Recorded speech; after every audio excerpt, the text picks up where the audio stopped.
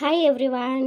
ఈరోజు నేను మన వెంకటదుర్గ యూట్యూబ్ ఛానల్లో అటుకులతో ఆంధ్ర స్టైల్ మిక్చర్ చేయబోతున్నానండి. దానికి కావాల్సిన పదార్థాలు చెప్పేస్తున్నానండి.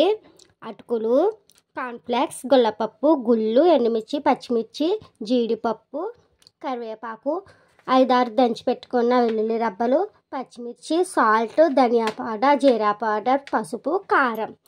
ఇంకెందుకండి లేటు, వీడియో స్టార్ట్ చేసేద్దామా? ఫస్ట్ బాండీ హీట్ ఎక్కాక గుళ్ళు వేపుకోవాలండి.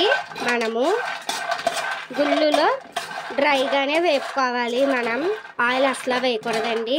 మిక్చర్ అన్నది మనకి బయట స్విచ్ టాప్ స్టైల్లో నేను మీకు చూపిస్తున్నాను కదా, అందుకని కొంచెం పోపు వేస్తామండి. అక్కడే మనం ఆయిల్ యూజ్ చేయాలి, మరి ఎక్కడ ఆయిల్ యూజ్ చేయకూడదు.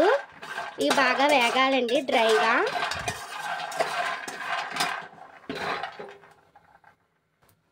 ఈరోజు రథసప్తమి కదండి, మీరు పూజ చేసుకున్నారా? ఇంట్లో పాలు పొంగించి పెసరముక్క అది వేసుకున్నారా? రండి నా కామెంట్ బాక్స్లో మాట్లాడుకుందాం.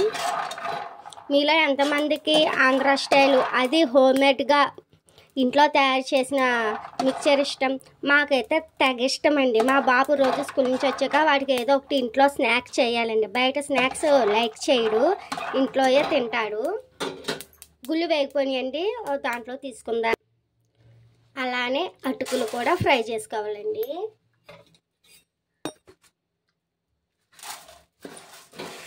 అటుకులు ఎక్కడ మాడకూడదండి, మనకి అలా ఫ్రై అవ్వాలి, డ్రైగానే ఫ్రై అవ్వాలండి.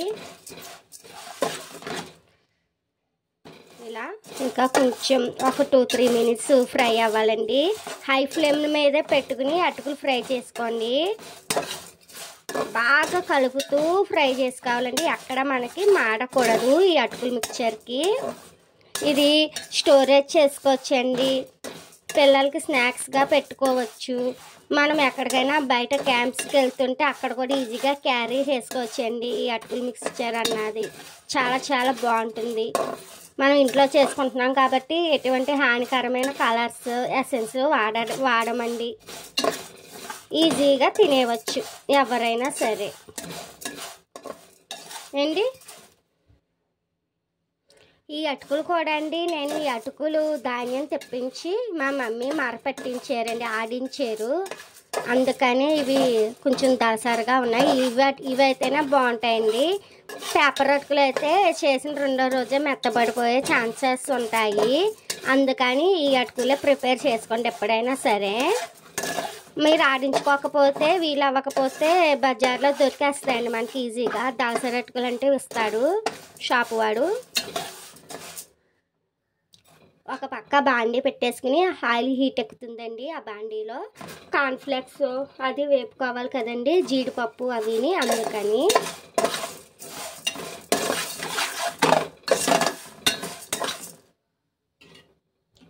ఇప్పుడు ఇంట్లో కొంచెం ఆయిల్ చుక్క వేసుకుంటూ ఫ్రై చేసుకోవాలండి. ఈ క్రిస్పీగా అయ్యేంత వరకు వేపుకున్నాం కదా, కొంచెం ఆయిల్ తగిలితే ఇంకా కొంచెం క్రిస్పీగా వేగుతాయండి. అందుకని నేను 2 స్పూన్స్ ఆయిల్ వేసాను అటుకుల్లోని.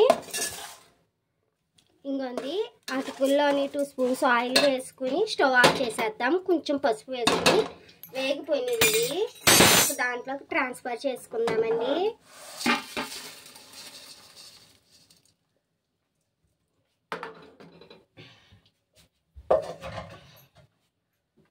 ఇప్పుడు దీన్ని అలా పక్కకు పెట్టేసుకుని ఈ బాండీలో కార్న్ఫ్లేక్స్ కూడా వేపేసుకుందామండి మనం. ఇవ్వండి,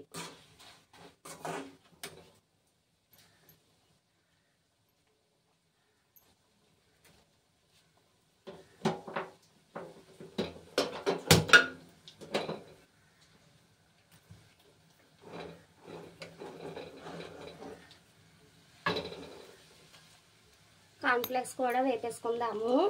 ఇలా వేపుకున్న కార్న్ఫ్లేక్స్ వేగగా చూపిస్తానండి మీకు. ఈ కార్న్ఫ్లేక్స్ వేగుతున్నాయి కదండి, అందుట్లోనే కరివేపాకు వేసేసుకుని చిరపట్టమన్నాక 2 కలిపి వేగుతాయండి. ఫ్లేవర్ చాలా బాగుంటుంది. ఇప్పుడు తీసేసుకుందామండి ఒక ప్లేట్లోకి. ఇప్పుడు అదే ఆయిల్లో కాజు వేస్తున్నామండి.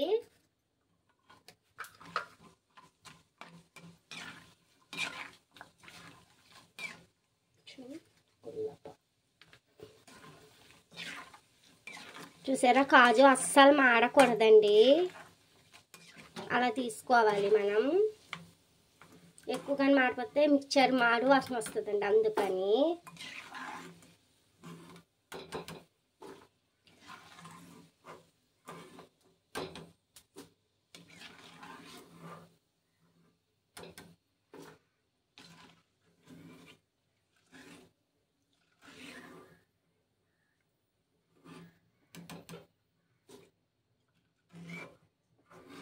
దీంట్లోనే గుల్లపప్పు అండి.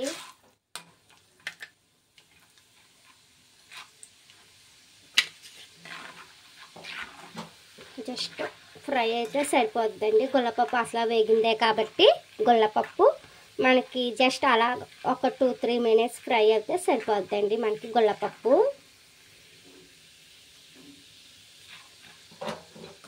మంట ఎప్పుడు లోలో పెట్టుకోవాలండి, హైలో కాదు.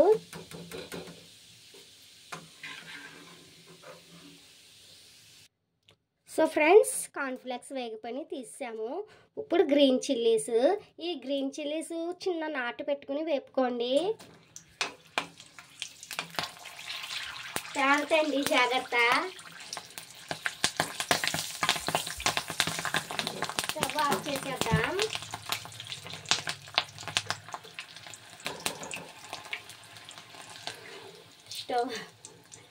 స్టవ్ ఆఫ్ చేసేసేనండి ఒక్క నిమిషం, లేకపోతే మొహం మీద పేలిపోతాయండి గ్రీన్ చిల్లీస్. ఇప్పుడు అలాగే దంచి పెట్టుకున్న వెల్లుల్లి రబ్బలు